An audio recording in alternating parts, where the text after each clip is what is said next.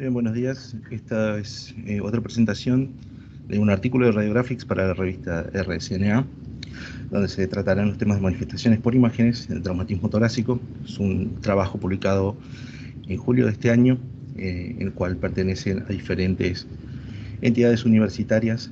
El artículo lo podrán buscar en el link final de la presentación. Acerca de los traumas, constituyen la primera causa de muerte a nivel en personas de menores de 40 años. Principalmente es el trauma pulmonar, la lesión más común que suele presentarse, y tienen que ver una gran importancia el nivel de energía del impacto. Suelen alcanzar una mortalidad aproximada del 10% cuando son lesiones unilaterales o de compromiso de un solo pulmón. Cuando se presentan lesiones bilaterales, tienen una mortalidad del 50%, mientras que alcanzan una mortalidad del 80% cuando existe un compromiso traqueobronquial. Las lesiones del parénquima pulmonar suelen presentarse en primera instancia en tres variedades, que son las contusiones, laceraciones y hematomas con sus respectivas complicaciones.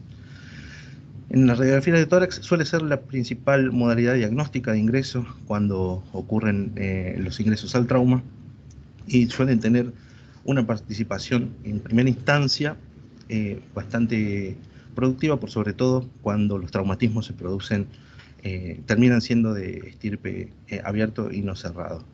Es la tomografía lo que nos va a dar como una herramienta de mayor precisión a la hora de evaluar la naturaleza y, por supuesto, la extensión de las lesiones, como así también las implicancias principales respecto a las complicaciones futuras. Es la Asociación Americana de Cirugía para el Trauma la que va a determinar la gravedad de las lesiones, como así también basadas en la extensión, y es lo que nos va a permitir en esta clasificación poder determinar no solamente la magnitud de las lesiones, sino también marcar la pauta terapéutica, como así también la evolución de la misma, como sí, por supuesto las complicaciones. ¿Sí? Son la exploración en profundidad y la clasificación de las lesiones en el tratamiento del paciente, las posibilidades de complicaciones a nivel pulmonar. Brevemente, los mecanismos de lesión y fisiopatogenia son las causas principales, por lo menos en el primer mundo, los accidentes viales y las caídas de propia altura, como en segunda instancia las heridas por arma de fuego, armas blancas, explosiones y penetraciones con otros objetos. Es el trauma cerrado, las lesiones por explosión. El volumen de contusión pulmonar está directamente relacionado con la intensidad máxima de una onda de presión que repercute a nivel intratorácico, ¿sí? Y las tres fuerzas que se involucran principalmente son las desaceleraciones, el aplastamiento y la penetración. En cuanto a lo que hace puntualmente el trabajo, hablamos acerca de un trauma cerrado. Los tres mecanismos pueden ser aislados o combinados. Hablaremos de la implosión, el efecto de inercia y el lacerado. Ya para involucrarnos, hablaremos en primera instancia de las contusiones. Esta se presenta la lesión más frecuente a nivel del parénquima pulmonar, donde se desarrollan en un 75% de los traumatismos cerrados. ¿Sí? Son los siniestros viales los de mayor frecuencia, y seguido de las caídas de propia altura. Por supuesto, existen otras actividades, como son las lesiones de atletas o los traumatismos penetrantes, los que le siguen en frecuencia. ¿Sí? Los rasgos radiológicos característicos, siempre como habíamos dicho, en primera instancia, la radiografía de tórax, lo que nos va a mostrar puntualmente en este caso son áreas de opacidades a nivel del espacio aéreo, que son de aspecto difuso. ¿Sí? Lo que podemos observar aquí es un leve aumento de la radiodensidad del parénquima pulmonar a nivel del hemitórax izquierdo, tratándose de una paciente de 27 años femenina con una contusión, una coalición automovilística. Y su correlación con una imagen de tomografía en un corte axial del parénquima, lo que vemos justamente es la presencia de áreas de vidrio esmerilado, que son las que corresponden a la contusión propiamente dicha. Sin embargo, podemos observar el espacio entre ambas pleuras de aproximadamente 2 milímetros, que se mantiene totalmente respetado. Las laceraciones comprenden un grupo de lesiones en los cuales el 12% tienen unas manifestaciones a nivel pulmonar, siendo la causa más frecuente las heridas de aspecto penetrante. ¿Sí? Siempre la estadística nos marca que son los más susceptibles los pacientes menores de 40 años. En estas imágenes lo que observamos, en primera instancia, una placa radiográfica, en el cual pertenece a un paciente masculino de 38 años por una herida de bala torácica, en el cual vemos las áreas en vidrio esmerilado, ¿sí? Una correlación tomográfica al instante posterior al ingreso del mismo. Lo que observamos es la presencia de justamente el aspecto de la laceración con el contraste que ha extravasado propio de la lesión y áreas de aire libre, ¿sí? Periférico de la lesión. Y posteriormente al tratamiento, 8 días después, en una placa de control, ¿sí? Lo que estamos viendo es cómo ha ido evolucionando la laceración propia posterior a la colocación del tubo de avenamiento. Otra de las complicaciones, mejor dicho, en los tipos de presentaciones respecto a las laceraciones pulmonares, pueden ser únicas o múltiples, ¿sí? En este caso, la primera imagen corresponde a un corte axial de una tomografía, un filtro de parénquima pulmonar, de un paciente de 27 años, en el cual observamos precisamente en esta área, hacia el hemitórax izquierdo, la presencia de vidrio esmerilado, ¿sí? Circundante a lo que es la presencia de áreas de laceración, las cuales se encuentran intraparenquimatosas, y por supuesto la presencia del neumotórax. Este tipo de ruptura, ¿sí? De tipo por compresión, es la que se suele clasificar como lesiones tipo 1. En nuestra segunda imagen también vemos una tomografía, un corte axial, en el cual pertenece un paciente de 36 años, tiene una lesión de tipo 2 que se produce por cizallamiento, por compresión, ¿sí? Y vemos una lesión ubicada paravertebral, la misma, ¿sí? Con la presencia de un neumatocele. Y la tercera imagen pertenece a un corte axial de una tomografía, el filtro del parénquima, un paciente de 24 años, con la tercera presentación, o tipo 3, que pertenece a un desgarro por penetración costal, si vemos aquí en las partes blandas, el acceso de lo mismo, ¿sí? Y la formación de un nematocele posterior al área de laceración. En este caso, tenemos las complicaciones que pueden tener un traumatismo pulmonar, puntualmente para un varón de 33 años, en el cual incurre en un accidente vial, ¿sí? Ingresa con una placa de control. Una vez estabilizado el paciente, se realiza el primer estudio, el cual observamos los estatus de monitoreo, como así también el tubo de avenamiento pleural, áreas de lesiones de los arcos costales 5, 6 y 7, y la presencia justamente de un área de contusión de la misma. Posterior a eso se realiza el control, la evaluación tomográfica, en el cual justamente lo que observamos es la presencia de la laceración de tipo focal más un área de neumatocele, ¿sí?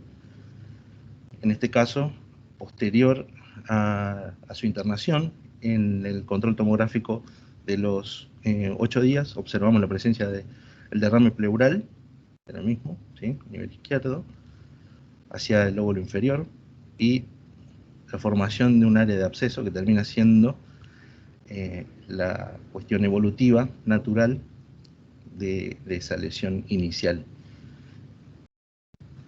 Y posterior a una resección quirúrgica, el paciente lo que presenta es las pequeñas áreas, como vemos aquí, hacia afuera, del neumotórax, como así también la etapa ya resolutiva, que nos habla de una atelectasia, ¿sí? Y la formación de tractos fibróticos. Y ya por supuesto comienza a aparecer tejido lo más parecido a un parénquima pulmonar. En cuanto a los hematomas, suelen ser lesiones intraparenquimatosas y por supuesto están relacionadas con el acúmulo de sangre en los espacios alveolares e intersticiales que se encuentran comprometidos. Normalmente se le suele decir un sinónimo que suele tener, que está mal, pésimamente empleado, con sinónimo de hematoma en la práctica clínica, ¿sí? Y se indican, normalmente nos habla de que existe un compromiso severo a nivel tisular de estas lesiones. Puntualmente, el hematoma pulmonar, en este caso en un paciente de 56 años, posterior a un accidente vial, ¿sí? Lo que vemos es las áreas de laceraciones y, por supuesto, la formación de un corte axial de esta tomografía, la formación de un hematoma paravertebral izquierdo, ¿sí? En el filtro de partes blandas nos ayuda a tener en cuenta la formación del cuerpo, mientras que la placa radiográfica podemos ver a nivel paracardíaco izquierdo la presencia de la misma imagen que pertenecen. Es importante tener en cuenta, como lo habíamos hablado en una entrega anterior, similar a las presentaciones de evaluaciones del trauma en las heridas y en tratamientos de guardia, las densidades que suelen ir teniendo a medida que vayan transcurriendo las horas y cómo se va comportando la sangre, ¿sí? Van a ir los valores de las unidades de Hadfield entre los 20 y los 70 unidades de Hadfield. Bueno, el neumotórax se la define precisamente como la presencia anómala de aire en el espacio pleural. Es la radiografía, el hallazgo siempre en primera instancia que nos va a orientar hacia el mismo, ¿sí? Es la presencia de una línea delgada, discreta, radiopaca y siempre paralela a lo que es la pared interna del tórax. ¿Sí? El traumatismo agudo suelen obtenerse principalmente las adquisiciones en decúbito supino, semierecto o erguido, por lo tanto hay que siempre tener en cuenta la ubicación y la sensibilidad para poder detectar el mismo. ¿En qué se traduce esto? Que si el paciente, teniendo en cuenta antecedentes genéticos, factores ambientales, si es un paciente fumador o no, por supuesto patologías de base, el pulmón y su elasticidad van a tender a conformar diferentes modalidades, ya sea estando en supino o en decúbito. ¿Sí? Por eso siempre es importante tener en cuenta eso. Si bien tiene una altísima sensibilidad, hay que tener en cuenta el modo de adquisición de la placa de tórax. En este caso, un paciente de 94 años, posterior a una caída, sobre su lado izquierdo, ¿sí? Lo que observamos puntualmente es un neumotórax, ¿sí? Leve, grado 1, ¿sí? Ya vamos a hablar acerca de eso, de las clasificaciones, la presencia de aire aquí en el tejido blando, ¿sí? Un enfisema subcutáneo leve y compromiso de los arcos costales 8, 9 y 10 a nivel izquierdo, por supuesto. Lo que nos trata de refrescar aquí es un hallazgo radiológico relacionado con la actividad laboral de este paciente, relacionado con trabajadores del asbesto. En este caso, la presencia de un neumotórax de un varón de 46 años por un traumatismo contuso a nivel del tórax. Lo que vemos aquí es el signo del surco profundo, que se denomina así, debido justamente a lo que hablábamos hace un instante, a la adquisición y la postura del paciente, ¿sí? Estas flechitas nos hablan del signo del doble diafragma, ¿sí? Y esta imagen redondeada aquí, lo que es el signo de la almohadilla flotante. Si lo correlacionáramos con una tomografía, vemos que la presencia del neumotórax es mucho más relevante de lo que nos mostraba la placa inicialmente, ¿sí? Entonces vemos la presencia de un gran neumotórax, ¿sí? Con áreas de laceración. Lo que vemos en primera instancia son intraparenquimatosas, ¿sí? Y esta tiene un área de neumatocele, y aquí, como vemos, en el borde inferior, en áreas de interfaces aire-líquido, ¿sí?